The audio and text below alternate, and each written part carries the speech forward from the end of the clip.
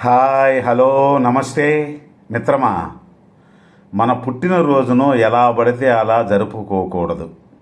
Cake తీసుకువచ్చి దానిపై కొవ్వొత్తిని ఒకటి వెలిగించి దానిని ఆర్పి హ్యాపీ బర్త్డే టు యూ అని చప్పట్లు కొట్టి హంగామాలంతా చేయకూడదు.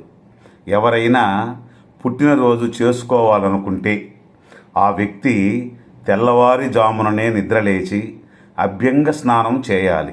అంటే వంటి మీద మంచి నూనె రాసుకుంటే అలక్ష్మి పోతుంది. ఆ నూనె రాసుకొని తలస్నానం చేయాలి. తలస్నానం చేసే ముందు పెద్దవారి చేత తల మీద నూనె పెట్టి ఆశీర్వచనం చేసిన తరువాత స్నానం చేయాలి. ఇష్టదేవతను లేక కులదైవాన్ని ఆరాధన చేసుకోవాలి. చేసిన తరువాత ఆవు పాలల్లో బెల్లం ముక్క, నల్ల గుగ్గుళ్ళు ఈ మూడు కలిపినటువంటి పదార్థమును మౌనముగా తూర్పు దిక్కుకు తిరిగి కూర్చుని 3 సార్లు మనం ఆచమనం చేసేలాగా చేయి ముడుచుకొని 3 సార్లు లోపలికి పుచ్చుకోవాలి.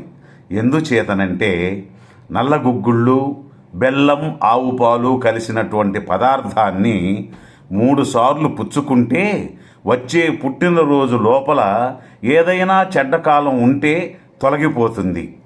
ఇది పుచ్చుకున్న తరువాత 7 చిరంజీవులు ఉంటారు. అంటే వారు పుట్టుకతోనే చిరంజీవులు. మీరు మన మెగాస్టార్ లాంటి వాళ్ళు అని అనుకోకండి. వీళ్ళెవరంటే వ్యాసుడు, అశ్వత్థామ, హనుమంతుడు, విభీషణుడు, కృపాచార్యులు, పరశురాముడు మరియు బలి. వీరు పుట్టుకతోనే చిరంజీవులు. వీళ్ళని మనసులోనే స్మరించుకోవాలి, లేక పైకి కూడా చెప్పుకోవచ్చు. మరియు ఆ రోజు తల్లిదండ్రులకు, గురువులకు తప్పకుండా నమస్కరించి వారి ఆశీర్వచనం తప్పక తీసుకోవాలి. ఆ తర్వాత మన ఇంటికి సమీపమునున్న ఆలయమునకు వెళ్ళి దైవ దర్శనం చేసుకోవాలి. చక్కగా ఇంటికొచ్చి మంచి భోజనం, పిండి వంటలతో కానీ సాధారణమైన భోజనం కానీ చేయాలి. రాత్రికి మాత్రం బ్రహ్మచర్యాన్ని తప్పక పాటించాలి సుమా. అంటే అర్థం అయి ఉంటుందనుకుంటా.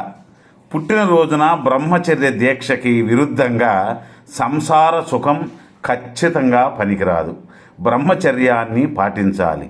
విరుద్ధమైన కార్యక్రమాలు కూడా నిర్వహించకూడదు. అలా చేస్తేనే మన పుట్టినరోజు సక్రమంగా చేసినట్లు మిత్రమా.